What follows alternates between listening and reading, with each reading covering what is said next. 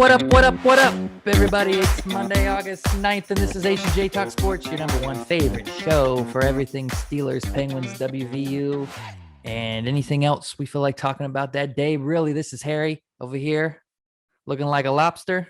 I'm Joe, and welcome aboard for another episode of our podcast, H&J Talk Sports. Harry, what's going on? Hey, what's going on? Another Monday. Another Monday. Not just another Monday. Steelers football is back. We're in preseason. We're in the heat of it, the height of it. We got a Hall of Fame game. We got West Virginia is back at training camp. So we got a lot going on, Harry. A lot going on. We're getting very close. Before we get into the Steelers, guys, if you're here and you're watching for the first time, go subscribe, hit the notification bell so you know when our new podcasts come out every Monday. And we got videos all week. And go follow us on social media, H&J Talk Sports. Now, without further ado, the Steelers. First off, Harry, it was a big weekend for Steelers. We had the Hall of Fame ceremony. Bill Cowher, Troy Polamalu. Did you watch it? I saw it. It's exciting. I mean, Troy Polamalu was my favorite Steeler, probably still my favorite Steeler all time. Mine too. Slightly edging out Hines Ward for number one, I think. Troy Polamalu, all-time favorite. Yeah, Hines and Troy. Mm-hmm. Yeah, that's good. Definitely deserved it. Made a ton of big plays. He did, and his speech was nice. It choked me up. I'm not going to lie. So we had five. They had the 2020 class and the 2021 class. Mm-hmm. Troy Polamalu, Bill Cowher, and Donnie Shell. And then for 2021, Alan Faneca and Bill Nunn. Mm-hmm. And the Faneca, I remember Faneca was beast. It was great. And from what I've heard before our time, but yes, from what I've heard and from the videos I've seen, Steeler Nation dominated the ceremony. It looked like Pittsburgh. It was pretty much all Steelers fans, which is, as Troy said, it's a culture. It's a culture. Steelers always travel well. We travel well. We're everywhere. We own Canton. Everywhere.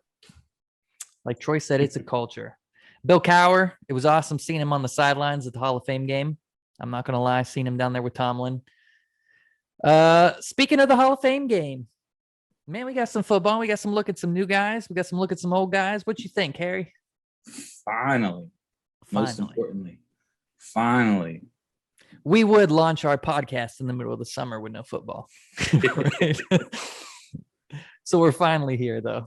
It was good. I thought the defense played great. Mm-hmm. The front, I still got questions about that secondary. No one really played, but they started off rusty. Yeah, but they picked it up. It was good. What'd you think? I made some notes, so I don't forget anything. Oh, this should be good. It should be. I got some players that I liked, some players that I didn't notice. First off, Highsmith looked really good, which was a big concern going into the season with losing Bud Dupree. Highsmith was probably one of the best players in the game, and he's been great in training camp. So that's a really good sign to start.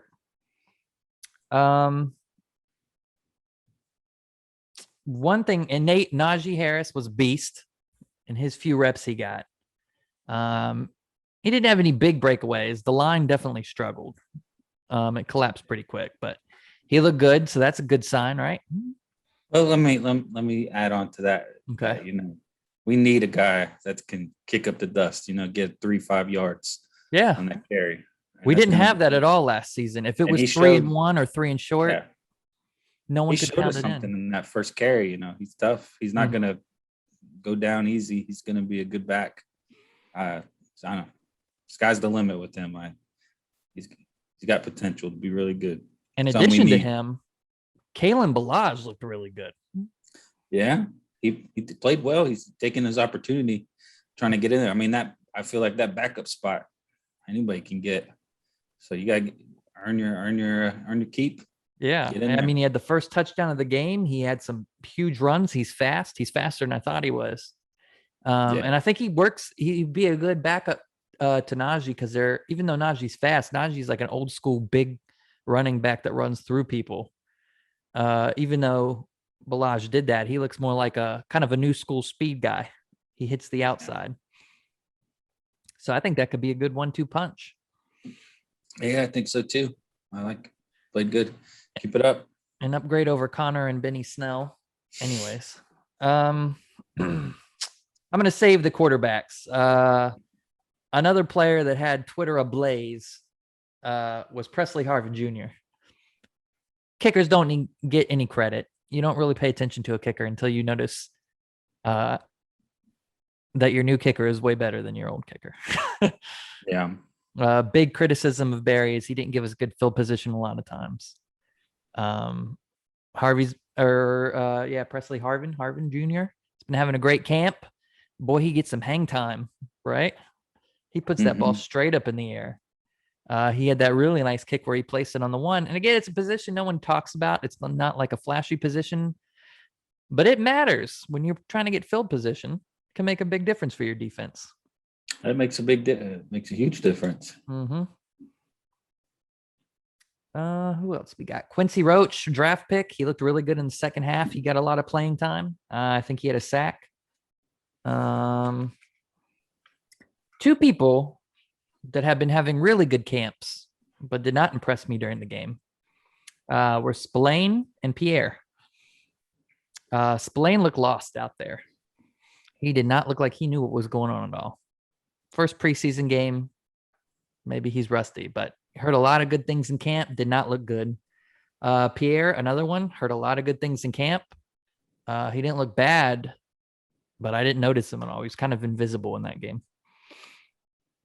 It's early. I mean, yeah, you like to see him play, but they set the bar. You know, it's about improvement right now. Yeah, so you got to see definite improvement for those guys though, because that's a position we talked about very weak. Spillane played well last year. He did, and it's few games he stepped up huge when we lost Bush. So we've seen him play in game situations, but he did not. He's capable. It's just a matter of him getting up to speed. So yeah, we'll see. It's early, first preseason game, right? Just some observations. The talk of the night, of course, was the quarterbacks. What did you think of our QBs, Harry? Well, I think Dwayne Haskins played well. Mm-hmm. He played all right. He, maybe it's been kind of an awakening with everything that's been going on. Needs to improve. Both of them need. Mason Rudolph didn't look that great to me. Let's see. He was 6 for 9 though, 84 yards. Haskins was 8 for 13, but we'll see. The battle's still going on. Yeah, and there was two. You had the Haskins crowd that said Rudolph did terrible. Haskins is the guy. You have the Rudolph crowd that said Haskins didn't do much. Rudolph looked great. In truth, I wouldn't say anyone. I think Haskins was definitely better for a couple reasons, but I don't think it was a huge gap. No, he's mostly shorter throw. I mean, his average is 4.2. Yeah, that's why a lot of the Rudolph fans were pointing out Rudolph had the biggest throw of the night. All the Haskins throws were short 4 to 6 yard throws, which is true. I would say, of course, Rudolph had the fumble, which didn't look good. But the big difference for me is Rudolph, I don't think he checks through his cover or his receivers very well. When you watch him go down his list of receivers, you can visually see him turning his head and looking to each one, which is not good because the defense, they already read your eyes. If you're turning your head, you're making it that much easier. I feel like Haskins, he doesn't turn his head. He's much better at masking who he's looking at, who he's throwing at, and he looks much calmer in the pocket. Rudolph looks pretty nervous. And a lot of people were talking about the chase drop, one of, I think, like the second pass of the game. Yeah, you got to have the courage and you're going to take a hit. But another thing, too, as a quarterback, you have to put you don't want to put your receivers in positions to get blasted. The position he put the ball in the middle of the field where he had to reach out for it, he kind of set Chase up to get hammered right there. And you really can't do that as a quarterback. Especially in a preseason game. In the first preseason game, second pass of the game. So it kind of looked bad on Chase, but at the same time, you got to protect your receivers, and that's a bad position to put them in. And the big pass that he caught, he overthrew. And you love to see that catch from Chase, but if it messed up his shoulder. I agree. Yeah, the QB battle is ongoing. It showed us that it's going to be competitive. It's not over. Yeah, I would say Haskins definitely looks better to me. I think he's more controlled and calm in the pocket. But if I'm giving him grades in the game, C plus and B maybe, with Haskins slightly edging out Rudolph. And I would say the C's mainly because of that fumble. Yeah, it's very close. I would like to see Haskins play first next week. Yeah. Play with more starters against more starters. That's another thing. Rudolph got the starters in that, or the, starters who played in that both game. teams kept a lot of people out, but yeah. But he got Deontay, he got Chase. So he got some unsung hero. Josh Dobbs looked really good. He's not being talked about at all. Josh Dobbs is not going to, I think I said this last time, he's not going to be the second string quarterback. But I think they keep him on the roster no matter what. I think he's your third. Ben likes him. He's smart. He's your third. I don't know. I think he is. I think Ben likes him a lot. He would have to beat out Rudolph. I don't know if he's going to beat. I don't think he does. I think he's the guaranteed third, and I think whoever doesn't beat that second spot gets cut or traded. We'll see. I don't think it's like a bump down. I think Haskins and Rudolph are competing for the 2 spot, and I think Dobbs is just third because Ben wants him on board. But we'll see. Yeah, I don't think he'll be there. Would be my guess. I put money on that. I'll put money on that. We'll come back to this in a couple of weeks. Don't underestimate what Ben likes. I'm telling you, every time Ben was on the sidelines last year, he's sitting down with Dobbs on the tablet going over plays. He likes him. I never seen that man talk to Rudolph once. After the game, James Washington apparently requested a trade. Now, Des Bryant, this was an interesting series of events. Either during the game or shortly after, Des Bryant tweeted that someone should trade for James Washington because he's a big-time receiver. Shortly after, the next day, it came out that James Washington requested a trade. Since then, Tomlin has come out and said he has not requested a trade.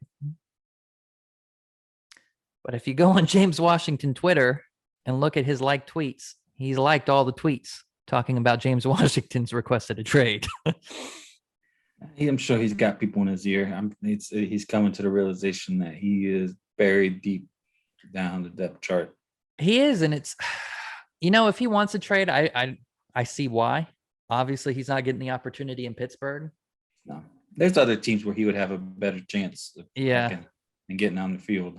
I kind of feel bad. I've been wanting to see more of him, and he never gets a chance. And I think, I expected to see more of him. And like I see in the season, you're not going to get reps over Juju or Chase or Deontay, but we would have saw more of him in the preseason game. And I think he had 1 or 2 grabs. We have seen him. He had finished with, he had 0 catches. I think he was targeted once or twice, maybe. Yeah, he was targeted twice. Yeah. That's all I know. But I mean, they've given him opportunities and he will make a play, but he'll have drops. And I don't know, I just don't see him as, he just doesn't get the separation that he used to get in college. Which is normal. You don't get that in the NFL. Yeah. He doesn't get separation. He's a guy that he's going to catch it on top of somebody. Mm-hmm. He's got good hands. He plays the ball well.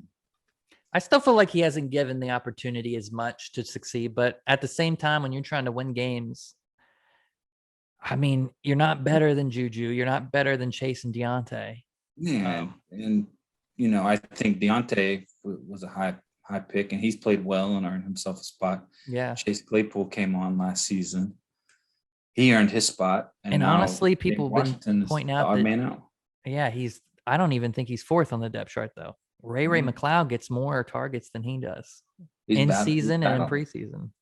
I mean, we'll see. He might not be 4th. He doesn't see the field very much unless there's injuries. Yeah. So I don't know what they do. Has he requested a trade? Has he not? But even when he's on the field, he's not very memorable. So.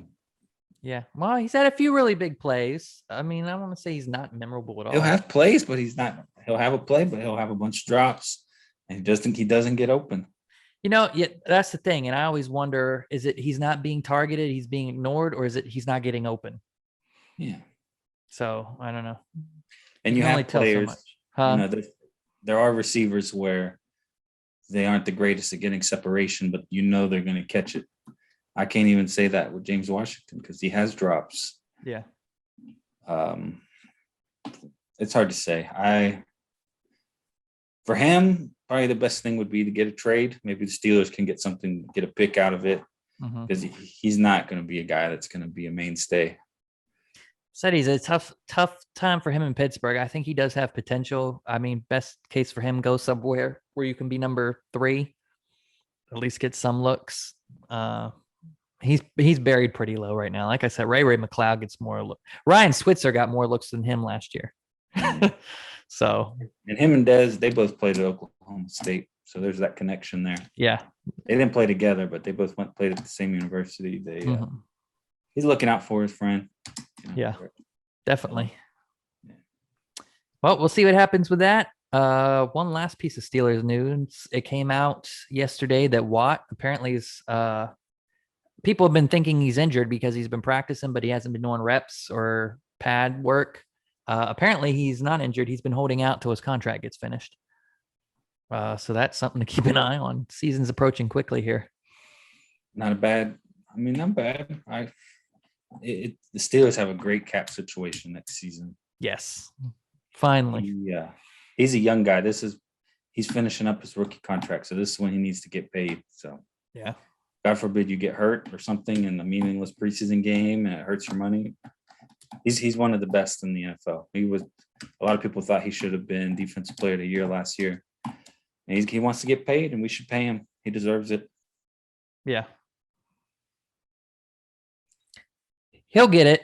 It's just a matter of time. You like to see it sooner than later just to get it out of the way. But yeah. Two sides got to work it out. I think they'll have it taken care of by the time the season comes. Yes, I think so too. And this week, who do we play this week? We play the Colts, right? This week we play Eagles. Oh, that's right, the Eagles. And is it Thursday? The 12th. Yes. Thursday the 12th. All right. Thursday the 12th, new preseason game. We'll see what happens. West Virginia is also practicing Harry. So it's all football's everywhere now. I was hoping to come to this show and say, hey, Harry, guess what? West Virginia landed 2 more 5-star recruits. 2 more 5-star? 4-star recruits. Unfortunately, that didn't happen. They only landed 1.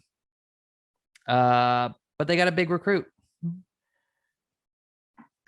He's also, I think he's the highest rated other than Jacoby Spells, 4-star recruit, Lathian Brown.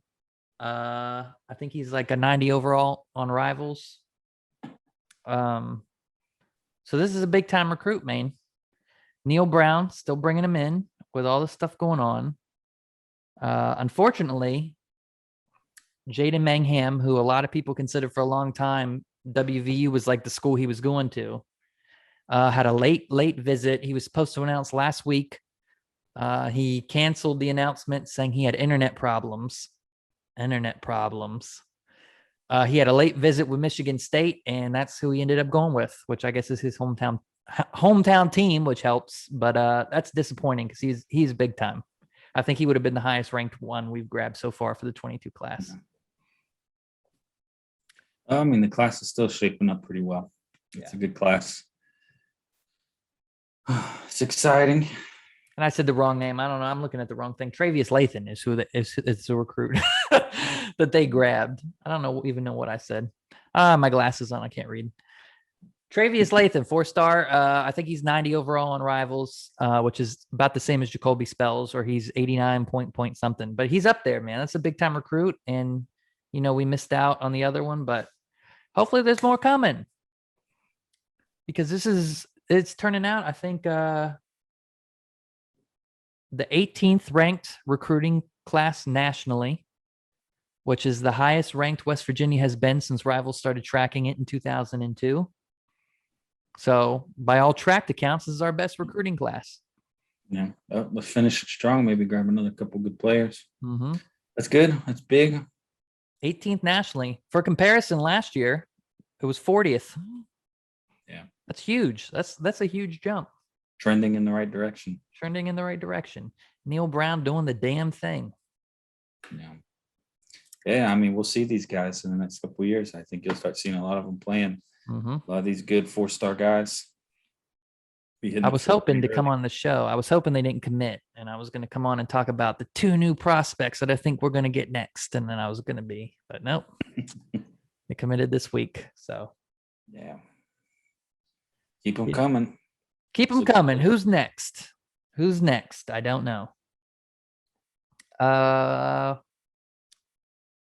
No Big 12 updates really, except more nonsense. Boy, you guys got the YouTube comments popping with that Big 12 stuff. Yeah, it's still up in the air. We'll see what happens. And some of you are convinced West Virginia is going to the ACC, and some of you are adamant it is not happening in any planet that we live on. I don't know, guys. I still think the ACC is the most likely destination. Don't hate me in the comments. I'm not saying it's a guarantee. I'm not going to make up sources out here and say I have inside information that I don't have. It just makes sense. If you look at the map, if you look at the schools, if you look at the programs, it makes so much sense. That's it.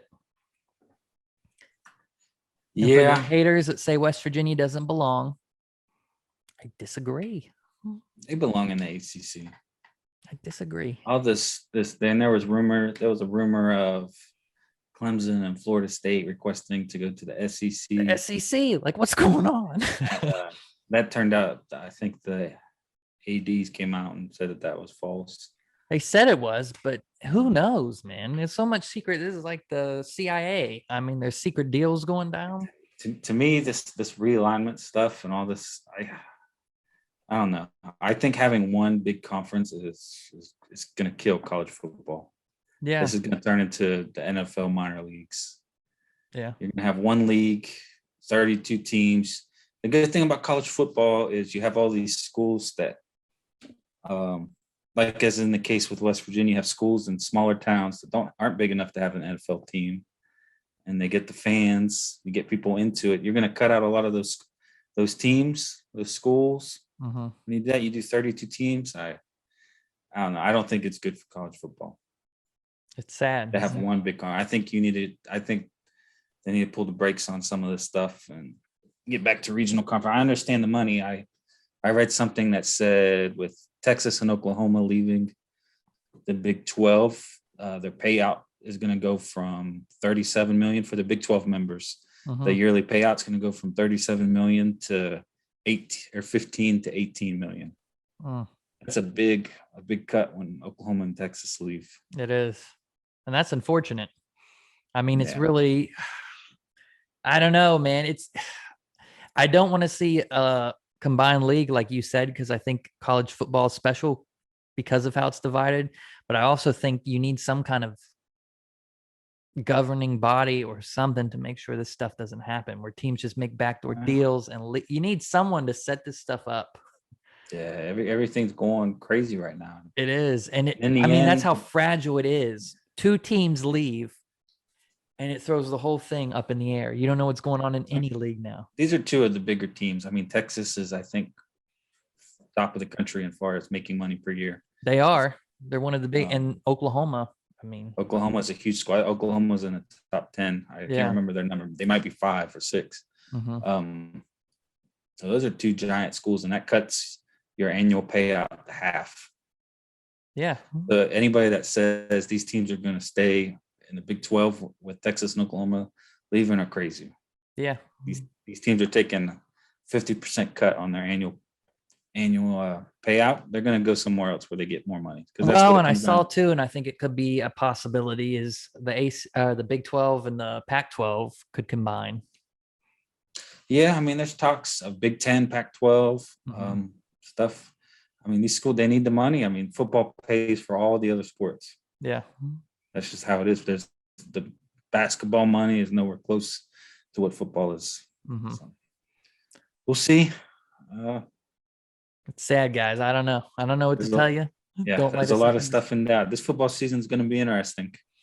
It is. I mean, with all this hanging up in the air, I think you said it our last show. You hope we at least get an offer on the table just so we know and things kind of calm down.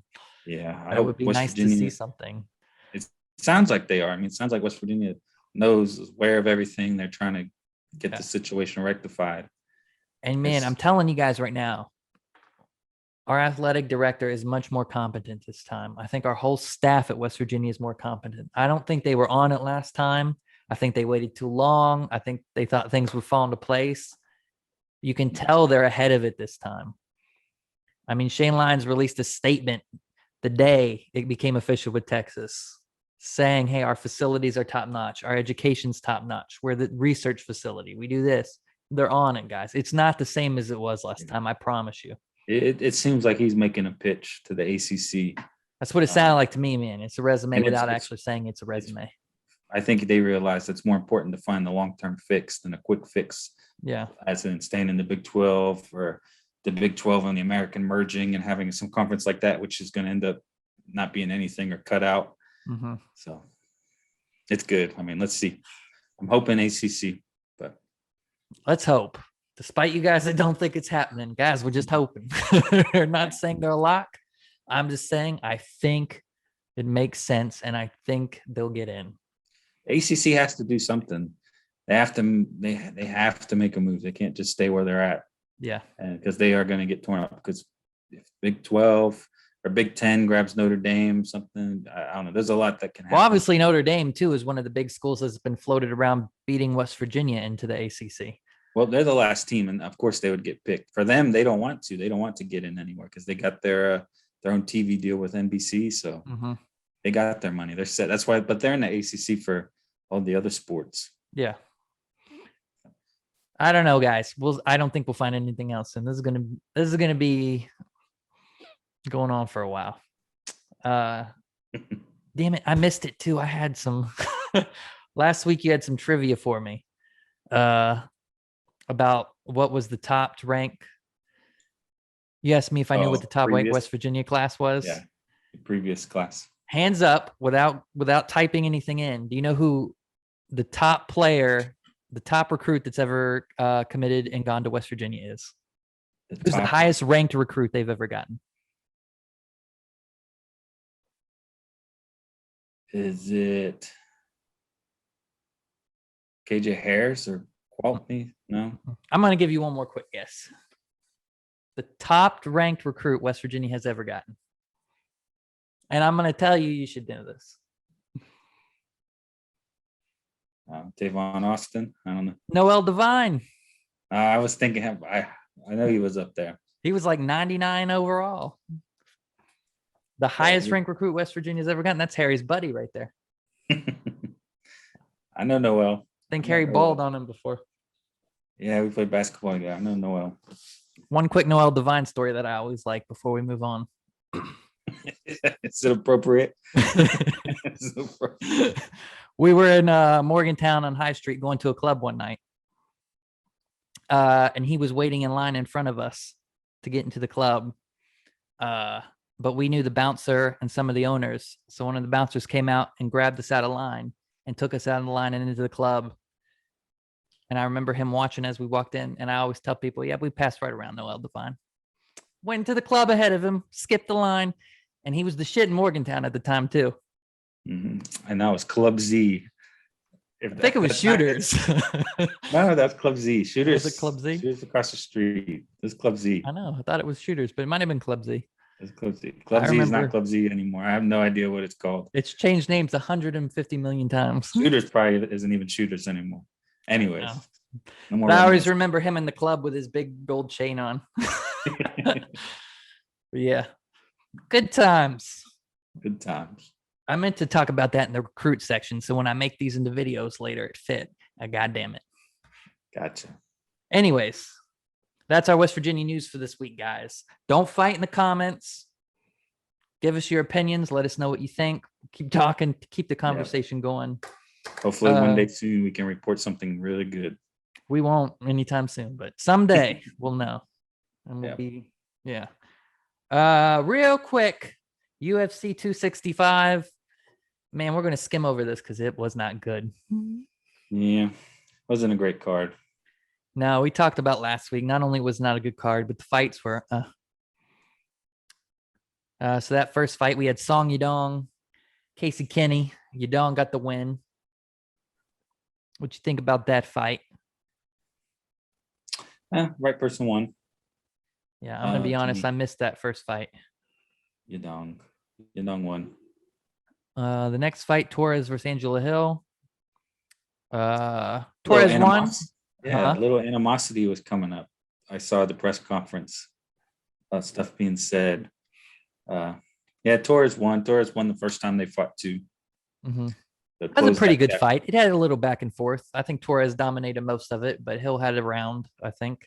No argument there. Yeah, I think we picked both those too, right? Yadong and Torres to win. I believe so. Yes. This next one, we were split. I think you probably picked Luque. I don't remember. I think I picked Chiesa. Did you? I don't know. Maybe I picked Luque, so I'm right, of course. Chiesa started off good, wore himself out. Yeah.